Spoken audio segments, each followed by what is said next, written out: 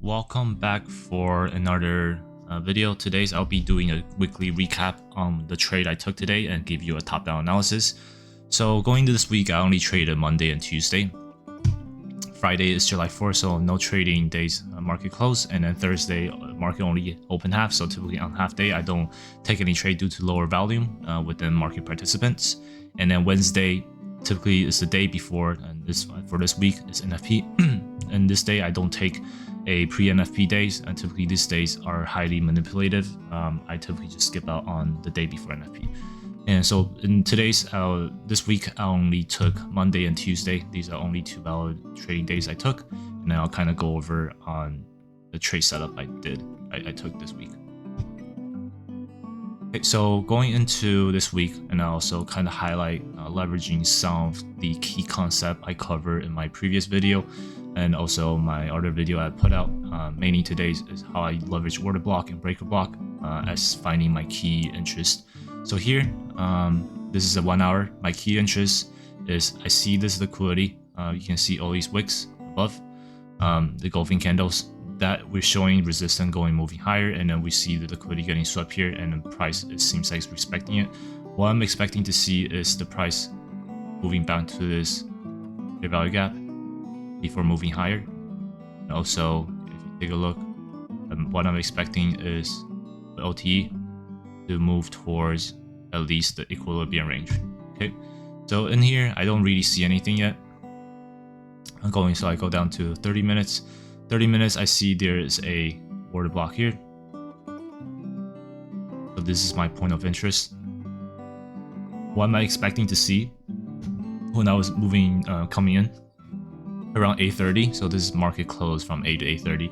I see the price either could move higher or move lower. It can go both ways. There's these ranges create a volume shelf where you call a supply zone or demand zone, whichever the price goes. If the price go up higher, right, break this out and kind of close above these, I expect the price to retrace down into here and then form a OTE with whatever high it is. So let's say the high move up to here, and the high move up to here, and I expect to come down here in this OTE. This will become my point of interest and before moving higher. But this wasn't the case. I see around 8:30 to 9 candle. This is 30 minutes. So this 30 minutes candle close below it, I expect the price to go down here, which is originally what I anticipated before moving higher. Okay. And also on the Sunday, this is the weekly open. So this was also the weekly open. So typically this zone on the weekly opens, new weekly opening gap. Let me just highlight this here. This new weekly opening gap here, I expect the price to magnet towards this fair value gap minimum and towards the equilibrium. Okay, so I'll erase this. And since this is the play, I move down to 5 minutes. And in the 5 minutes, what I'm looking for is some sort of rebalance into the 30 and into OTE. So let me zoom in a little bit. This is the OTE I'm eyeing for. Okay, let me kind of play this. Okay, so once it happened here, I think it was near the market open 20. Yeah, the 20-minute mark. This is my entry, and my stop is outside this candle here, and then 2R is already here, and then if you target here, this is ready to give you 3.5 RR, and you can see these are relative equal lows as built. So all these are lower resistance liquidity that was being built. So my expectation is all the way down here. So I took some partial off around this low, so it's sitting around 2 RR, and then the remaining at the bottom towards this fair value gap. Okay, so I'll let this play. And you can see how smooth the price move. Tap into OT, essentially top wicked it, and then move all the way down. It was clean move on this day. And then technically you could play both way on here, moving back up. You also can do that as well once you see some sort of change of character. But essentially this is all I did for Monday, and this is my trade. One and done at the market opens. which is nice. And then moving to Tuesday, continue. So you can see the price is respecting that fair value gap very, very, very, very well. Okay, let me see. I think it's getting close. Okay, 6. I think I might have. Okay, there we go. Perfect. So this is what I'm looking at. So there are multiple ranges here. This zone is huge, where you can see a lot of volume that's been built here. This essentially is a fair value price. So if you take a, let's say, a fix, right? You can see this is a fair value. What does that mean? It means this is a zone where you expect both bid and ask, the seller and buyer, find this as a fair price. So there has been a back and forth in here. So this is a very, very huge volume shelf that I expect to see. What I'm expecting to see, since the price closed below it, I do expect the price to move further down to seek lower liquidity. And reason I also have strong, even though, you know, right now currently we're very, very bullish, we can always expect the price continue moving higher until there is some sort of rebalance, grabbing lower liquidity before moving higher. Price doesn't just always go straight up. And typically my bread and butter is always break and retest in either direction. So break and retest can work in a smaller time frame, where in this case this is a small time frame, since bigger time frame is bullish, but smaller time frame is bearish, right? We want to see a bearish moving down and before continue a higher time frame going back up. So here I'll kind of highlight why I'm bearish on this day, right? On Tuesday, liquidity swept, and we see during the pre-market on Thursday going to Tuesday, we see resistance going upwards, right? We see resistance up here, and then went all the way down, change the character, and then continue moving down. And one thing what I'm looking to see is this. This from here to here, I expect, erase this part. I expect the price to rebalance through into OTE. And there's also a fair value gap here that aligns to the OTE. Yep, there you go. So I expect the price to come down here and rebalance into this zone before going higher. My overall higher time frame is still bullish. That doesn't change, but in the smaller time frame, in 30 minutes or intraday, I expect this grab this liquidity before going higher. So what I'm looking for is this. This is my point of interest, which is the order block. When you have these order block highlight, I will technically there's 2 in here, right? You have 1, another here and here. So there's another order block here, and then this is the point of interest. I'll leave as it is, so it's not confusing. This is the bigger order block. Typically in this, when you have in line, I will always use the larger one, the bigger one, to be safe, because there are times where it retraces very deep, and I think this day it did retrace all the way to this smaller order block, but it didn't break the order block. So my entry was, my expect is using OTE, right? And I use this high to use this high as well. So let me say if I use this high, right? And then your short entry will be at the OTE part. So this is the OTE. Sorry for many overlapping. So this is the OTE, and then my stop is outside here. So roughly 43 points, right? But instead of leaving this on a smaller time frame of the order block, which is roughly additional 20 points, I'd rather lower my size than have and be safe to give myself my trade a little bit more breathing room than try to be too tight with my stop. And then even from here, right? Down, same thing, all the way down here is ready to give you 2R before you reach this OTE. And then obviously my goal was to reach OTE, so it was roughly a 2.2 RR trade, 2.18 to be exact. So this is my entry, and then I'll let it play out. So I got tapped in here, and then here we go, boom. So here I want to highlight something. So you can see this ended up breaking it. So from where even tapped it, or I'm not sure. So this closed at a high of 848.5. This at 848.25. So okay, came close to it. So technically, in this case, if you are using this high, you will be safe. But you're cutting very, very close, right? So to me, I always leave it up here and reduce my size. I will still get at least 1 to 2 RR. And also, just to highlight here, this day, I think a lot of the new trader definitely took a loss on this chop right here. And this definitely was hard to sit through. I sat through this for almost, essentially almost 1.5 hours before this play out, right?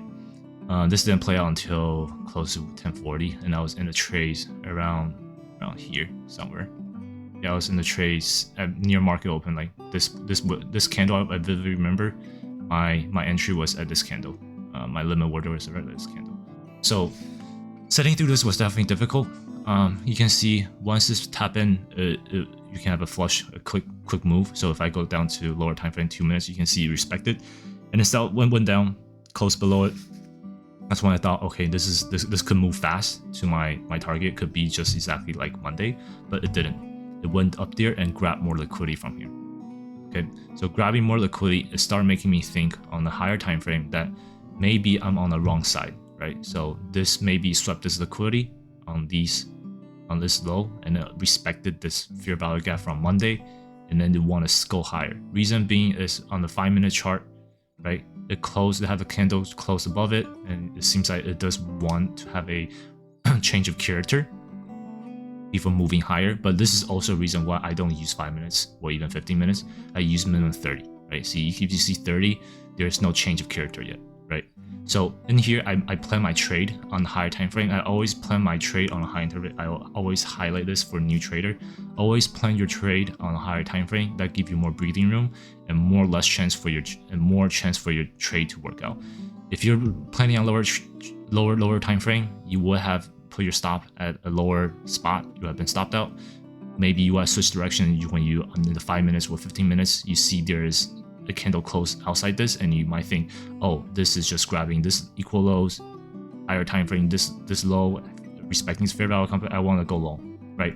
But you can see here, tap into it, flush down again, and then essentially it's just grabbing both buy side and sell side liquidity. So both long and short seller, people who's long, they're getting burned during this choppiness for this whole hours.